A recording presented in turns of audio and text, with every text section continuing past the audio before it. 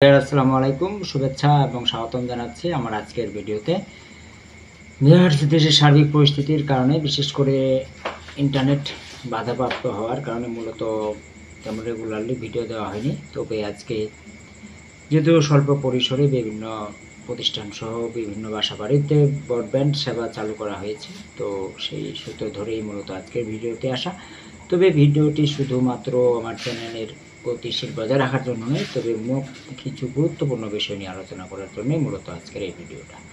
তো ভিউয়ার্স, আপনারা তো অনেকেই জানেন যে আসলে কোটা নিয়ে যে দেশে উত্তাল পরিস্থিতির সৃষ্টি হয়েছিল, সেই কোটার দাবি অবশেষে সরকার মেনে নিয়েছে, যার মাধ্যমে হোক যদিও মহামান্য আদালতের মাধ্যমে এই রায়টা পাঠিয়ে দেওয়া হয়েছে, অর্থাৎ আন্দোলনকারীদের দাবি মেনে নেওয়া হয়েছে। কোটা 5% বলা হয়েছে, অর্থাৎ যে সরকার যে গেজেট প্রকাশ করেছে, যে সেখানে বলা আছে নবম থেকে 20তম গ্রেড পর্যন্ত আপনাদের 5% মুক্তিযুদ্ধ কোটা, 1% হচ্ছে প্রতিবন্ধী, আর 1% হচ্ছে উপজাতি এবং সেই সাথে তৃতীয় শ্রেণী মানে তৃতীয় লিঙ্গের। তো এখন এটার যাওয়ার পরে মূলত অনেকের মনে প্রশ্ন দেখা দিয়েছে যে আসলে প্রাইমারির শিক্ষক নিয়োগের ক্ষেত্রে কোটার কি হবে, কিংবা আরও একটা বিশেষ অধিদপ্তর রয়েছে যে রেলের ক্ষেত্রে কি হবে। এখানে যেহেতু রেলের পোষ্য কোটা নিয়োগ দেওয়া হয়, প্রাইমারিতে পোষ্য কোটা এবং নারী কোটা রয়েছে, তো এইগুলো বিষয়ে আসলে কি সিদ্ধান্ত হবে। তো ভিউয়ার্স, এখানে এই বিষয়টা একটু জটিল, এই কারণে কেউ এভাবে সঠিকভাবে ব্যাখ্যা দিতে পারতেছে না এখানে, কেননা আপিল বিভাগের রায়েও এই বিষয়ে কোনো উল্লেখ নেই, সুস্পষ্টভাবে মানে বিশেষ কোনো অধিদপ্তরের নাম ধরে উল্লেখ নেই এবং সরকারের গেজেটেও কিন্তু উল্লেখ নেই। তবে আমরা যেটা ধরে নিয়েছি যে আসলে নবম থেকে 20তম গ্রেডের কথা যেহেতু বলা হয়েছে, আর প্রাইমারি চাকরি তো যেহেতু সরকারি চাকরি, তো সেক্ষেত্রে এখানে হয়তোবা কোটা কোনো ধরনের কোটা থাকবে না, শুধুমাত্র মুক্তিযোদ্ধা এবং আর উপজাতি এবং প্রতিবন্ধীদের ছাড়া। তো এখানে একটা বিষয় আপনাদেরকে জেনে রাখতে হবে যে প্রাথমিক সহকারী শিক্ষক নেওয়া হয় একটা সুনির্দিষ্ট নীতিমালার আলোকে, অর্থাৎ প্রাথমিক যেমন এর আগে অন্যান্য প্রতিষ্ঠানে কিন্তু পোষ্য কোটা ছিল না বা নারী কোটা নেই, তবে প্রাইমারিতে নারী কোটা আছে। এই বিষয়টা আপনাদেরকে বুঝতে হবে সূক্ষ্মভাবে।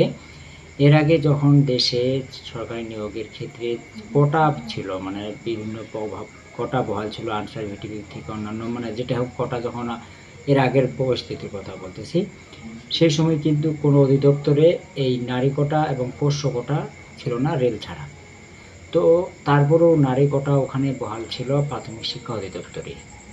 তো সেটা কোন আইনের ধারা বলা হয়েছিল, তখন কিন্তু কোনো গেজেটে নারী কোটার কথা আলাদা করে বলা নেই, নারী কথাও কিন্তু ওভাবে বলা ছিল না। তারপরেও প্রাথমিক শিক্ষা অধিদপ্তর এই প্রাথমিক সহকারী শিক্ষক নিয়োগের ক্ষেত্রে নারী কোটা প্রয়োগ করে নিয়োগ দিত। তো এটার কারণ হচ্ছে কি, যে আসলে প্রাথমিক সহকারী শিক্ষক নিয়োগে আলাদা করে নীতিমালা করা আছে, যেখানে 60% সরাসরি নিয়োগের ক্ষেত্রে 60% নারী শিক্ষক থাকতে হবে। এটার পিছনে আরও কাহিনী রয়েছে, যে আসলে প্রাথমিক সহকারী শিক্ষক নিয়োগের ক্ষেত্রে বিভিন্ন যে অর্থায়নের মাধ্যমে, যে প্রজেক্টের মাধ্যমে যে নিয়োগটা দেওয়া হয়, বিভিন্ন দাতা গোষ্ঠীর শর্ত থাকে যে নারী ক্ষমতায়নে বা প্রাথমিক সহকারী শিক্ষক নিয়োগে শিশুদের, যেহেতু কোমলমতি শিশু, এদের নারীদের মাধ্যমে মূলত এদেরকে সুশিক্ষা প্রদান করা সম্ভব। এই কারণেই কিন্তু মূলত এই যে নারীদের কোটা বিশেষভাবে রাখা হয়। তো এখানেও একটা বিষয় আপনাদেরকে বলে রাখি, যে এই সর্বশেষ গেজেট অনুসারে যে আসলে পরবর্তীতে প্রাথমিক সহকারী শিক্ষক নিয়োগের ক্ষেত্রে কোটা থাকবে না, নারী কোটা, এটা বলা যাবে না। এখন এই গেজেটের আলোকে যদি প্রাথমিক সহকারী শিক্ষক নিয়োগের নীতিমালা পরিবর্তন বা সংযোজন বিয়োজন যেটা হোক না, নতুন করে করা হয়ে থাকে, তাহলে আমরা বলতে পারবো যে প্রাথমিক সহকারী শিক্ষক নিয়োগের ক্ষেত্রে কোনো কোটা থাকবে না, যেহেতু এখনও পর্যন্ত আগের নীতিমালা রয়েছে। অর্থাৎ এখন এই গেজেটের আলোকে প্রাথমিক সহকারী শিক্ষক নিয়োগের ক্ষেত্রে যে নীতিমালা রয়েছে সেই নীতিমালা পরিবর্তন করতে হবে, তবেই তাহলে আর কোটা থাকবে না। বিষয়টা হচ্ছে ঠিক এরকম। এবার এটা আরও অনেকে বলতেছেন যে আসলে প্রাথমিক সহকারী শিক্ষক নিয়োগের তৃতীয় ধাপের পরীক্ষার ফলাফলে, মানে তৃতীয় ধাপের ক্ষেত্রে নিয়োগের ক্ষেত্রে আসলে কোটা থাকবে কিনা। তো যদিও আমরা যদি স্বাভাবিকভাবে ধরে নিই যে আসলে কোটা থাকার কথা না, কেননা নিয়োগ বিজ্ঞপ্তিতে উল্লেখ থাকে যে আসলে কোটার বিষয়ে সরকারের সর্বশেষ সিদ্ধান্ত গৃহীত হবে। তো সর্বশেষ সিদ্ধান্ত যেহেতু 5 আর 2 7%, তো এই হিসাবে ওটা হওয়ার কথা না। কিন্তু এই যে বললাম নীতিমালা, মানে সহকারী শিক্ষক নিয়োগের, প্রাথমিক সহকারী শিক্ষক নিয়োগের নীতিমালা আলাদা করে বলা থাকে, এখানে নারীদের আলাদাভাবে অগ্রাধিকার মূল্যায়ন করা হয়ে থাকে। তো সেক্ষেত্রে এখানে কোটার বিষয়ে এখনও প্রাথমিক সহকারী শিক্ষক নিয়োগ বা অধিদপ্তরের ক্ষেত্রে এখনও কোনো ফয়সলা হয়নি, বা আসলে আমি বলতেছি না যে কোটা থাকবে বা থাকবে না, এটা আমি বলছি না। তবে যাই হোক, সহকারী শিক্ষক নিয়োগে যে নীতিমালা রয়েছে সেই নীতিমালা হয়তো বা ওনারা পরিবর্তন করবে। যে পরিবর্তন না করে থাকে সেটা আইনজ্ঞ যারা রয়েছেন, আইনে বিশেষজ্ঞ যারা রয়েছেন, এরা ওনাদের পরামর্শ নিয়ে মূলত এই কাজটি করবে। কারণ আদালতের রায়েও প্রাথমিকের বিষয়ে আলাদা করে কোনো কথাও বলা নেই।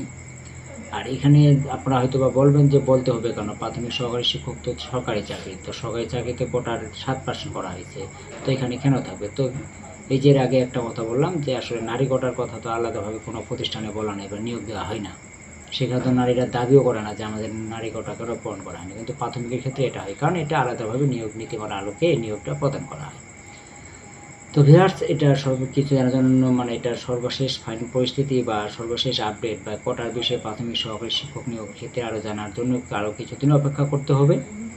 পরিস্থিতি আরও স্বাভাবিক হওয়ার পরে মূলত এই বিষয়ে সঠিক একটা তথ্য পাওয়া যাবে, সে পর্যন্ত আপনাদেরকে অপেক্ষা করতে হবে। তো ভিউয়ার্স, এই ছিল মূলত আজকে আলোচনার বিষয়। সকলকে ধন্যবাদ। আল্লাহ হাফেজ।